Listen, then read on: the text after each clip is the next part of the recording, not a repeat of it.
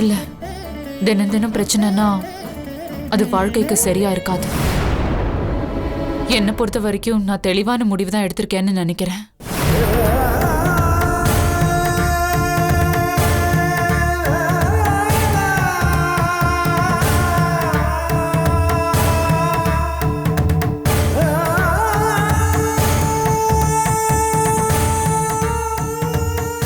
இதுல எந்த மாற்றமும் இல்லை. எனக்கு உங்க மேல எந்த கோவமும் இல்லை. நீங்க என்கிட்ட என்னைக்குமே டிபிக்கல் மாமியாரா நடந்துக்கிட்டதே இல்லை. உண்மையை சொல்லணும்னா எனக்கு உங்களை ரொம்ப பிடிக்கும். எந்த ஒரு சிச்சுவேஷன்லயும் நான் உங்களை பத்தி தப்பா பேசினதோ விமர்சனம் பண்ணதோ இல்லை. பானு, கோபதாபத்துல 1000 வார்த்தைகள் பேசலாம். அதுக்காக மொத்த உறவையும் அறுத்துக்கிட்டு போறது சரியா இருக்குமா சொல்லு? உனக்கு தெரியுமோ தெரியாதோ, இப்பதான் வீட்டுல 2 மருமகளும் உண்டாயிருக்காங்கம்மா. ஆமாம்மா, வைஜெயந்தியும் ஆனந்தியும் 2 பேரும் கர்ப்பமா இருக்காங்க. ஒரு வாரிசு உருவாக போற இந்த நேரத்துல இந்த மாதிரி ஒரு சம்பவம் நடக்கிறது கஷ்டமா இருக்குமா இல்லையா சொல்லு?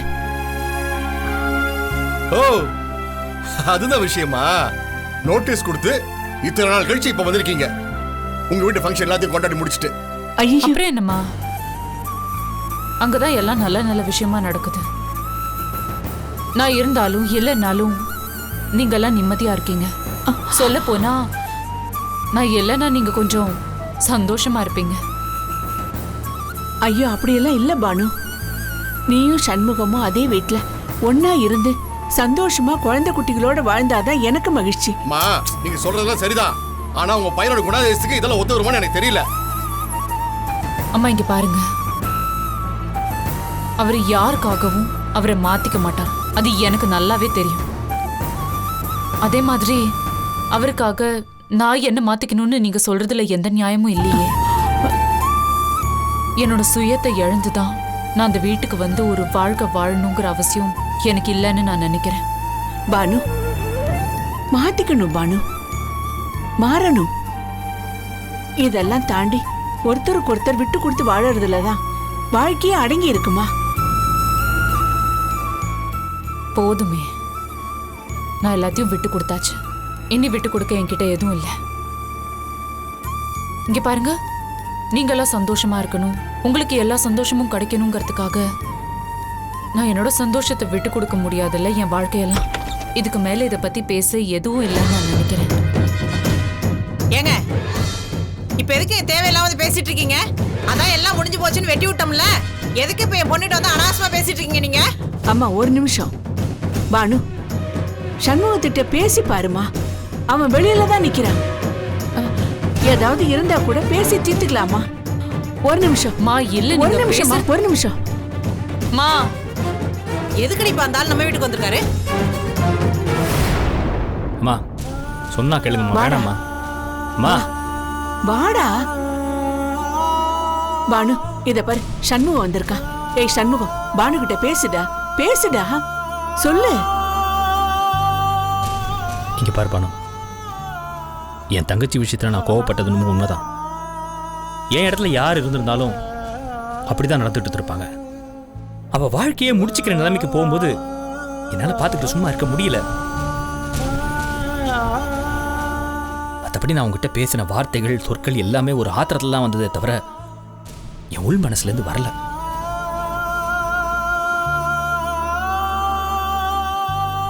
வீட்டுல அம்மாவும் சரி, அண்ணனும் சரி, அண்ணியும் சரி, எல்லாருமே எவ்வளவு வருத்தப்படுறாங்க தெரியுமா? அவங்க மனசு நோக்கிறத என்னால பார்த்துட்டு இருக்க முடியாது. அதனால் உங்ககிட்ட பேசலான்னு வந்திருக்கேன். இதை பாரு பானு, எதுவும் பேச வேண்டாம். இதெல்லாம் ஏதோ முதல்ல இருந்து ஆரம்பிக்கிற மாதிரி இருக்கு எனக்கு. இந்த விஷயத்துல நான் எடுக்கிற முடிவு தான் கடைசி. உங்க வீட்டுல உங்க அம்மா வருத்தப்படுறாங்க, உங்க அண்ணன் வருத்தப்படுறாரு, உங்க அண்ணி வருத்தப்படுறாங்கன்னு என்னால உங்க கூட வந்து அந்த வீட்டுல இருந்து வாழ்க்கை பூரா வருத்தப்பட முடியாது. தயவு செஞ்சு இனிமே இதை பத்தி யாரு சொன்னாலும் யாரு வருத்தப்பட்டாலும் என்கிட்ட பேச வராதீங்க.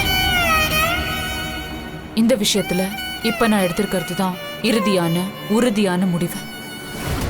பானு இங்க பாரு பானு. ஹலோ ஹலோ, போதுங்க. உங்க தங்கச்சி கொண்டு உங்களுக்கு கோவம் வருதுல்ல, அதே மாதிரி தான் நாங்களும் கொந்தளிப்போம். என் தங்கச்சி அவங்க கூட வாழ மாட்டாங்க. இதனால வரைக்கும் இந்த விஷயத்துல நான் தலையிடவே இல்லை. ஆனா எங்க அப்பாவோட சேர்ந்து நான் சொல்றேன், என்னைக்கு எல்லாரும் முன்னாடி என்ன அவமானப்படுத்துறீங்களோ, பெத்தவங்களை அவங்க முன்னாடி கூட்டு வச்சு சாட்சி சொல்ல வச்சியோ, அப்பவே எல்லாம் முடிஞ்சு போச்சுங்க. ஐயோ என்ன? இனிமே உனக்கு இந்த வீட்டுக்கு எந்த சம்பந்தம் இல்லை. தயவு செய்து வெளியே போலாம். யார் வந்து என்ன பேசினாலும் செல்லாது. இனிமே என் தங்கச்சி உங்க வீட்டுக்கு வரமாட்டா. தம்பி தம்பி, மா உங்களுக்கு சொன்னா புரியும் நினைக்கிறேன். வெளில போங்க.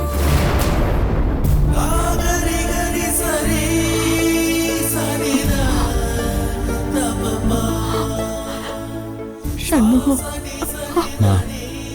வாங்க போலாம். தயவு செஞ்சு வாங்கம்மா.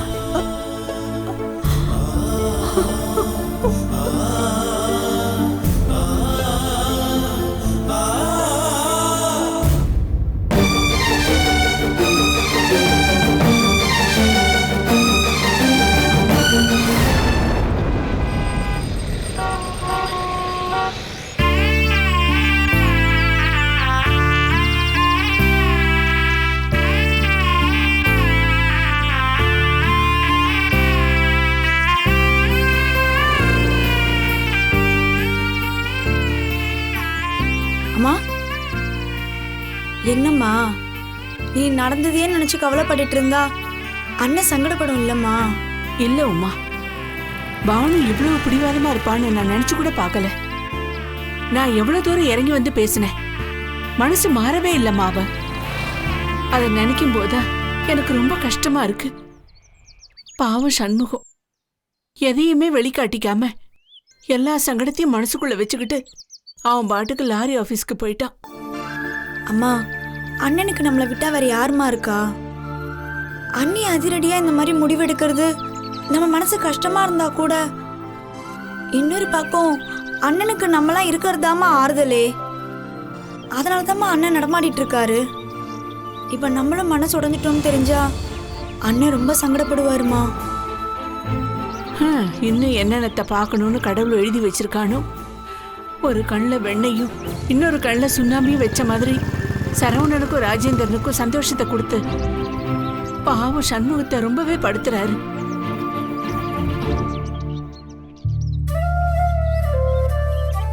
ஏன் ஆனந்தி, எங்க போயிட்டு வரீங்க?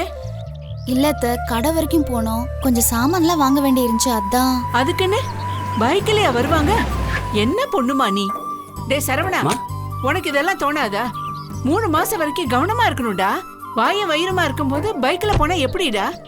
ரோட்ல மேடு பள்ளம் எல்லாம் இருக்குல்ல, கொஞ்சம் கூட புரிய வேண்டாமா உனக்கு?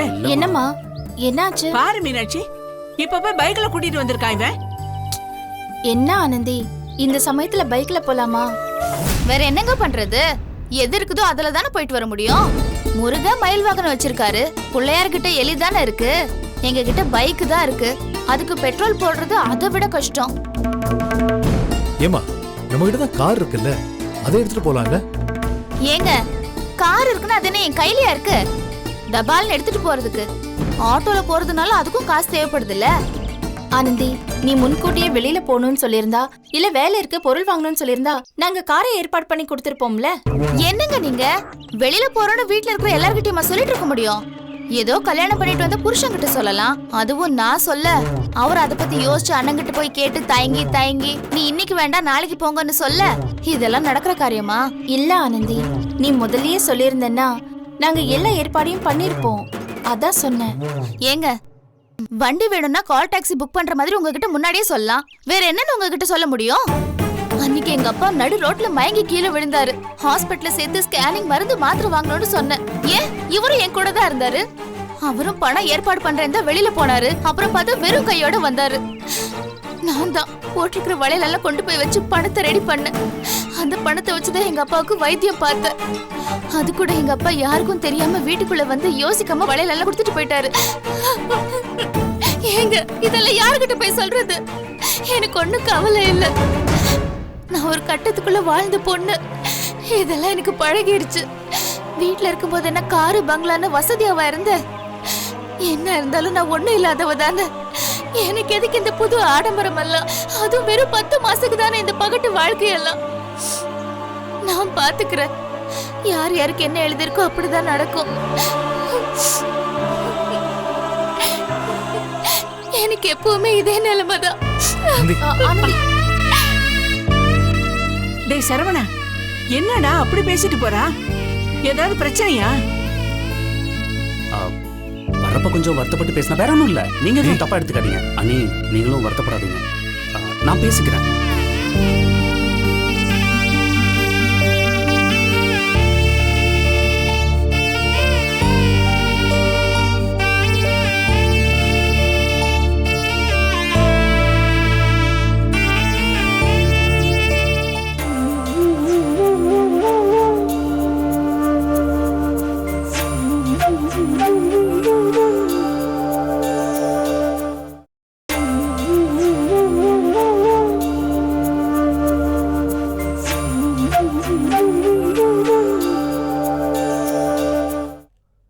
சித்ரா, கண்ணே, அத்தை வாங்க அத்தை, உட்காருங்க. அத்தை எப்படி இருக்கீங்க? நல்லா இருக்கீங்களா? சின்னத்தை எப்படி இருக்காங்க? ஏன் அத்தை உங்க முகம்லாம் வாடி போயிருக்கு? ஒன்றும் இல்லை கண்ணு, சின்னத்துக்கு கொஞ்சம் உடம்பு சரியில்லை, அதான். நீங்க 2 பேரும் நல்லா இருக்கீங்கல்ல? நாங்க நல்லா இருக்கோம் அத்தை. மா எப்படிமா இருக்க? நல்லா இருக்கியா? வீர்சனா, நான் நல்லா இருக்கேன்டா. நீ எப்படிடா இருக்க? நான் நல்லா இருக்கேம்மா. சின்னம்மா எப்படிமா இருக்காங்க? நல்லா இருக்காங்கடா. அத்தை நீங்க பேசிட்டு இருங்க, நான் காஃபி போட்டு எடுத்துட்டு வரேன். அம்மா உட்காருங்கம்மா.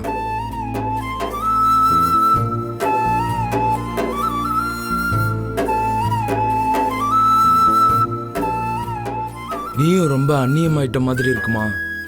எவ்வளவு விஷயம் நடந்து போச்சு. சூழ்நிலை நம்மள மிகப்பெரிய பிரிவுல கொண்டு வந்து விட்டுருச்சேம்மா. இல்ல யாரோ ஒருத்தவங்களை பார்த்து நலம் விசாரிக்கிற மாதிரி உங்களை பார்த்து கேட்க வேண்டியதா ஆயிடுச்சேம்மா. எல்லாம் விதி, தலை விதி. அத்தை எடுத்துக்கங்க. இந்தாங்க அத்தை, நான் சமைக்கிறேன், நீங்க சாப்பிட்டு தான் போகணும். வேண்டாம் கண்ணு, உங்க 2 பேர்த்தையும் பார்த்துட்டு போலான்னு தான் வந்தேன். எதுக்கு? நான் இங்க வந்தது தெரிஞ்சா வீட்டில் பெரிய சூறாவளியே கிளம்பும். பெத்த பையன் வீட்டுக்கு ஏதோ தீவிரவாதியை பார்க்க வர்ற மாதிரி ஒளிஞ்சு ஒளிஞ்சு வரீங்க. ஆமாண்டா, என்ன பண்ண சொல்ற? வீட்டில் எதுவுமே சரியில்லை. எங்க யாருக்குமே நிரந்தர நிம்மதி இல்லாம அந்த கடவுள் பறிச்சிட்டான்டா. ஒவ்வொருத்தருக்கும் ஒவ்வொரு விதமான நிம்மதி இல்லாம வாழ்க்கை போயிட்டு இருக்குடா. அங்க உங்க அண்ணன் ஆஸ்பத்திரியில படுத்த படுக்கையா கிடக்குறான். என்ன சொல்றதுன்னே தெரியலடா. பார்க்கும்போது என் நெஞ்சே வெடிச்சிடும் போல இருக்குடா. அவனுக்கு உயிர் மட்டும்தான்டா இருக்கு, பேச்சு மூச்சு இல்லாம கிடக்குறான். நீ என்னடா உங்க அப்பாவோட சொத்து தகராறு பண்ணிக்கிட்டு இருக்க? அம்மா என்னம்மா, நீயே என்னை பத்தி இப்படி பேசலாமா? நான் எதுக்குமா அதுவும் அப்பா கிட்ட போய் சொத்து தகராறு பண்ண போறேன்? அப்புறம் ஏன்டா கையெழுத்து போடாம அவர் மனசை வேதனைப்படுத்துற? சொல்லு. என்னம்மா உனக்கு என்னாச்சு? சடகோபனை பத்தி பேசுற, அப்பாவை பத்தி பேசுற, என்னை பத்தி உனக்கு எண்ணமே இல்லையா? ஒருவேளை அன்னைக்கு நான் சூசைட் பண்ணி செத்து போயிருந்தா என்னை பத்தி நினைச்சு கூட பார்த்திருக்க மாட்டல்ல. படையல் போட்டு சாமி கும்பிட்டு அப்படியே உன் வேலையை பார்த்துட்டு இப்படி ஒரு பிள்ளை இருந்தாங்கிற நினைப்பே உனக்கு மறந்து போயிருக்குமா? என்னடா என்ன வார்த்தை பேசுற? இன்னொரு தடவை இந்த மாதிரி வார்த்தையெல்லாம் பேசாதங்கன்னு ஏற்கனவே நான் நொந்து போயிருக்கேன்டா. என்னம்மா நெருப்புன்னா வாய் வெந்துட போறதில்ல. சடகோபன் மேலையும் அப்பா மேலையும் இருக்கிற அக்கறை உனக்கு ஏன் மேல இல்லையேன்னு வருத்தமா இருக்குமா? 2 பேரையும் ஒரே வயத்துல தானே பெத்த. அப்புறம் ஏமா அவன் என்ன என் அண்ணன் மாதிரியா நடந்துக்கிட்டான்? அவன் பண்ண பாவம் அத்தனையும் அவனை ஆட்டி படைக்குதுமா. நீ என்ன நினைச்சாலும் சரி, என்னடா இவன் இப்படி சொல்றானேன்னு நீ நினைச்சாலும் பரவாயில்லம்மா. ஆனா அதாம்மா உண்மை. ஒரு பொண்ணுகிட்ட, அதுவும் தம்பி பொண்டாட்டிக்கிட்ட தப்பா நடந்துக்க எப்படிமா மனசு வருது சொல்லுமா? நீ கொஞ்சம் என்னோட நிலையில இருந்து யோசிச்சு பாருமா. அந்த வீட்டுல இருந்த ஒவ்வொரு வினாடியும் என் பொண்டாட்டி நரக வேதனை அனுபவிச்சுட்டு இருந்தாமா. நான் எவ்வளவோ சொல்லியும் கடைசியில நீ கூட என் பக்கம் நிக்கல. கடத்தெடுப்புக்கு என்ன பண்ணீங்க? உங்களையாவது அவங்க அமுச்சு வச்சிருக்கலாம்ல. எல்லாரும் ஊர்கூடி வாழ்த்து நிக்கும் போது நீ சொல்ற அண்ணன் வந்து அசிங்கமா பேசி பிரச்சனை பண்ணான். இதுக்கும் மேல அவங்க எவ்வளவோ கீழ்த்தரமா நடந்துக்கிட்டாங்க. மனசு நிறைய கசப்போட தான் நான் தனியா வந்தது. இல்லப்பா, என் மனசு முழுக்க நீ நல்லா இருக்கணுங்கிற எண்ணம் மட்டும் தான்டா இருக்கு. அதுக்குத்தான் நீ கையெழுத்து போடுன்னு கேட்க வந்தேன் சாமி. மத்தபடி உன்னை கட்டாயப்படுத்தி கையெழுத்து போடுன்னு கேட்கற நினைப்பே இல்லடா. ஆனா அங்க ஒரு புள்ள வாழ்வோ சாவோன்னு கிடக்குறா. இங்க நீ எல்லா வசதியும் இருந்து அனுபவிக்க முடியாம கஷ்டப்படுறியடா. எல்லாம் என் தலை விதிடா. யார நொந்துக்கிறதுனே எனக்கு தெரியலடா. அம்மா, நான் உன்னை தப்பா பேசல. ஆனா அதே நேரத்துல நீ என் நிலைமை புரிஞ்சுக்க சொல்லி கேக்குற, அவ்வளவுதான். டே வீரா, ஏன்டா கையெழுத்து போட மாட்டேன்னு பிடிவாதம் பிடிக்கிற? உனக்கு சொத்து சுகம் வேணுமா? இல்லம்மா, சொத்து சுகம் வேணும், பங்கு கேட்கணும், இல்ல எல்லாத்துலயும் சரிபாதி, அந்த மாதிரி நான் சொல்ல வரல. வார்த்தைக்கு வார்த்தை நான் சம்பாரிச்ச சொத்து, என்னோட பணம் உனக்கு பிச்சை போடணுமான்னு பல தடவை மார்த்தட்டி சொல்லி காட்டுறாருமா. நீ என்ன நினைக்கிற? கையெழுத்து போட்டு கொடுத்துட்டா நான் நல்லா இருப்பேன்னு நினைச்சிட்டு இருக்கியா?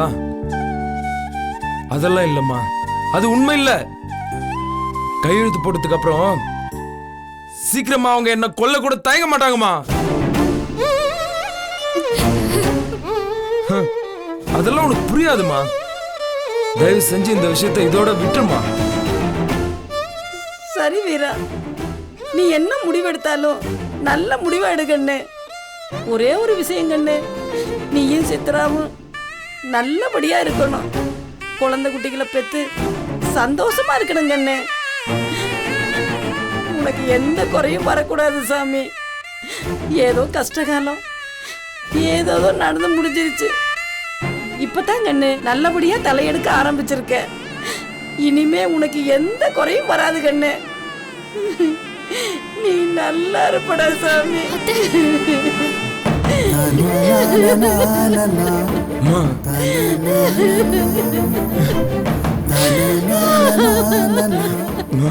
அழாதம்மா.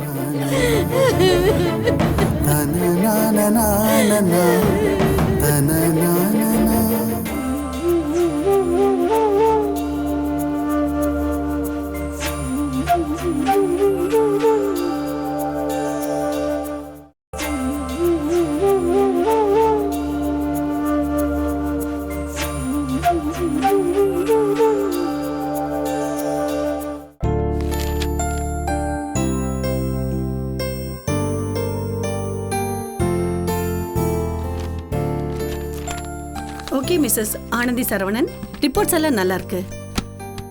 ஒரு நிமிஷம் இப்படி வாங்க.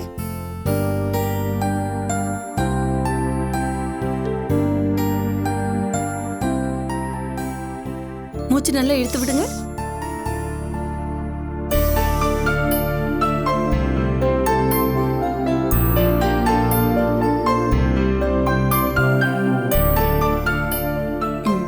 காட்டுங்க.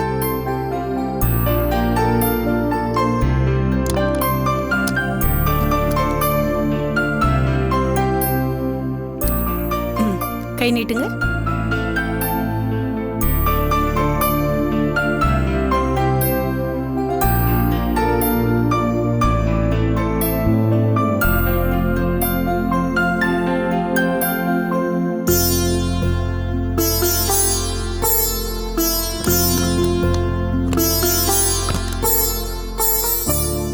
பேபி பொசிஷன் நல்ல நார்மலா இருக்கு. growth பேபிக்கு சரியா இருக்கு. ஆனா நீங்க ரொம்ப வீக்கா இருக்கீங்க. உடம்புல போதுமான அளவு ஹீமோகுளோபின் கம்மியா இருக்கு. அதனாலதான் நீங்க ரொம்ப அனிமிக்கா இருக்கீங்க. பயப்பட வேண்டாம். ஆனா நீங்க சாப்பிடும்போது பருப்பு வகைகள், முளைக்கட்டின பயிறு, சுண்டல், பச்சரிசி, பேரிச்சம்பழம் இதெல்லாம் சேர்த்துக்கங்க. எல்லாம் சரியாயிடும். நிறைய மாதுளம்பழம் ஜூஸ் குடிங்க. சரி டாக்டர். நீங்க ரொம்ப கவனமா இருக்கணும். 5 மாசம் வரைக்கும் வெளியூர் டிராவல்ல எதுவும் பண்ணக்கூடாது. தேவையில்லாத டென்ஷன்ல இருக்கிறது, அதிகமா பிரஷர் எடுத்து வேலை செய்யறது, அந்த மாதிரி எதுவுமே செய்யக்கூடாது. சரிங்க டாக்டர், கவனமா இருந்துக்கிறேன். உங்களுக்கும் தான் சார். ஒய்ஃபை நல்லா கவனிச்சுக்கோங்க.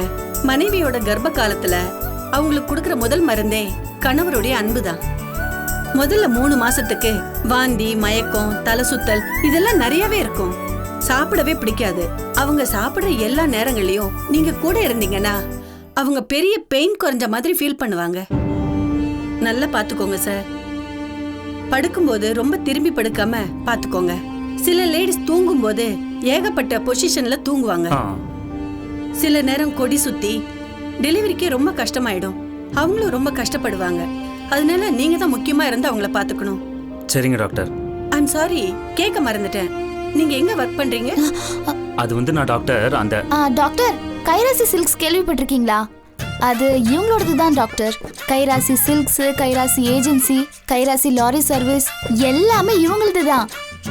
புடவை நெய்யறது, இம்போர்ட் எக்ஸ்போர்ட் டிசைனிங், அதுக்கப்புறம் சேல்ஸு இதெல்லாம் ஒரு பக்கம். இன்னொரு பக்கம் லாரி சர்வீஸ், கூட்ஸை ஏத்துறது இறக்குறது, அப்புறம் ஒர்க்கர்ஸ் எல்லாரையும் சமாளிக்கிறது, இப்படி எல்லாம் பல வேலைகளை என் வீட்டுக்காரர் பாக்குறாரு.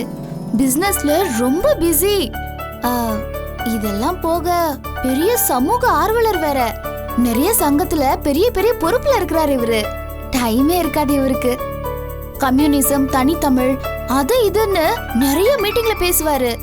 ரொம்ப பிஸியா இருப்பாரு தெரியுமா? நீங்க டைம் கிடைக்காம ரொம்ப பிஸியா இருந்தாலும் சரி, கொஞ்ச நேரம் நீங்க இவங்க கூட இருந்து ஸ்பெண்ட் பண்ணணும். சரிங்க டாக்டர்.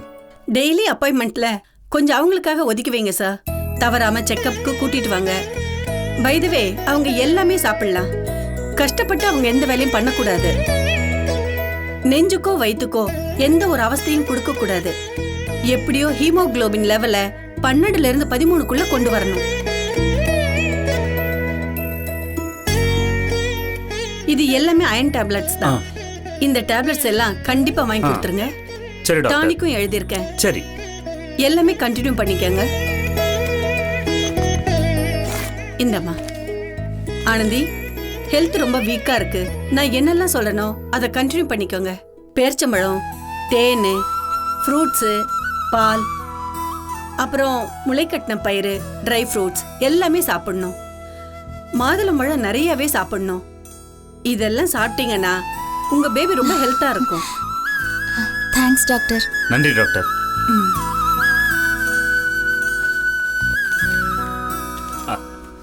வரேன் டாக்டர். ஓகே, வரேன் டாக்டர்.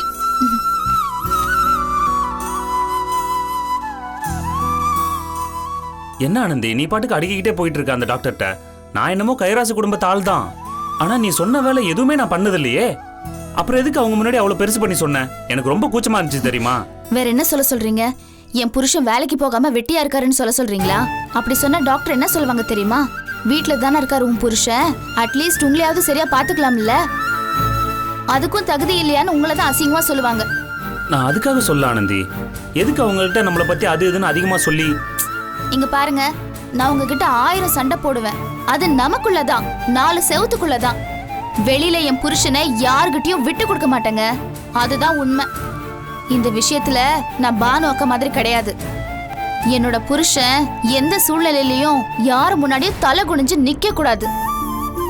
கொஞ்சம் அதிகப்படியா சொன்னா கூட அவங்களுக்கு உங்க மேல இருக்கிற அபிப்பிராயம் அதிகமாகுமே தவிர கண்டிப்பா குறையாது.